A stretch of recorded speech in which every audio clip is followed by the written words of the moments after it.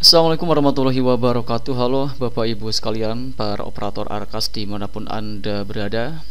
Kali ini kita akan kembali menjawab pertanyaan yang masuk ke salah satu video kita. Kali ini adalah soal pembelian buku yang sesuai dengan kebijakan terbaru, yaitu 10% dari pagudana yang kita terima. Jadi kalau misalkan 10 juta, maka 1 jutanya itu harus kita berikan untuk penyediaan buku seperti itu, dan itu wajib. Nah, kali ini ada pertanyaan dari @parame1 ya. Beliau bertanya soal apakah pembelian buku 10% itu wajib, dan jika seandainya tidak dilakukan perubahan atau pergeseran untuk pembelian buku, apa yang akan terjadi? Baik, sebelum kita masuk ke dalam jawaban atau pembahasan dari pertanyaan saudara kita kali ini, silakan untuk sahabat sekalian yang mungkin saat ini belum berlangganan di channel saya untuk mengklik tombol subscribe terlebih dahulu agar nanti tidak ketinggalan update terbaru yang kita update di channel Imran Prasetya. Baiklah, mari kita mulai saja sharing kita kali ini.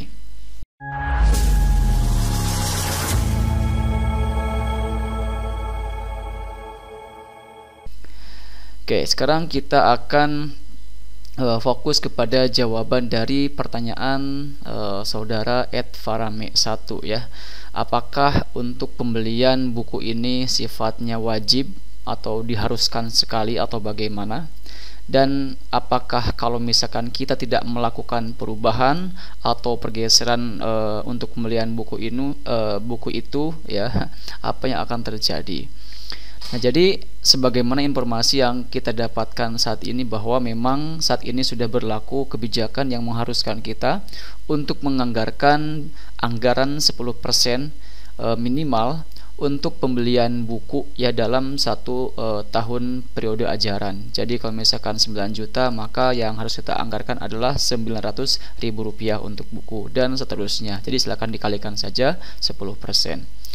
Jadi kalau misalkan dalam tahap 1 belum ada pembelian buku, maka di tahap 2 ini diharuskan untuk membeli buku dengan anggaran yang sesuai dengan kebijakan terbaru. Nah, kemudian untuk pertanyaan kedua, yaitu jika seandainya tidak melakukan perubahan atau pergeseran untuk pembelian buku, apa yang akan terjadi? Di sini kita sudah mencoba mencari informasi terkait hal ini dan didapatkan informasi yang kurang lebih ini kemungkinan Bapak Ibu sekalian ya.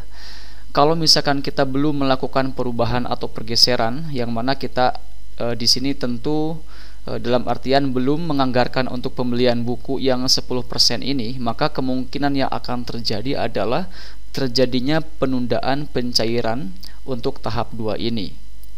Ya, jadi silahkan untuk Bapak Ibu sekalian yang saat ini belum melakukan perubahan atau pergeseran, di mana hal ini perlu dilakukan untuk menyesuaikan anggaran supaya ini bisa sesuai dengan kebijakan terbaru untuk buku 10%, untuk honor 40% dan lain-lain. Silahkan segera lakukan agar nanti dalam proses pencairan dana tahap 2-nya ini tidak akan terhambat seperti itu ya.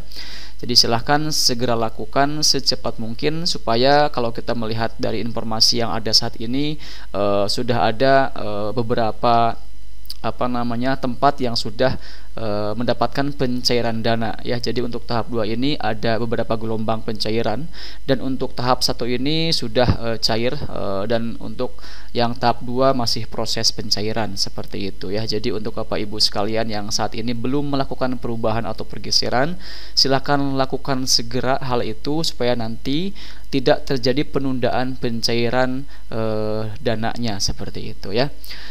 Baik, semoga jawaban yang kita berikan kali ini bisa menjadi tambahan pengetahuan buat Bapak Ibu sekalian yang saat ini mungkin masih santai-santai saja, belum melakukan perubahan atau pergeseran ya. Jadi silakan lakukan segera mungkin, supaya nanti paling tidak kalau misalkan tidak masuk di pencairan gelombang 1, nanti akan masuk segera di gelombang 2 seperti itu. Terima kasih, sampai jumpa di sharing kita berikutnya. Jangan lupa like, share, dan subscribe channel ini supaya tidak ketinggalan update terbaru yang kita update di channel Imran Prasetya. Wassalamualaikum warahmatullahi wabarakatuh.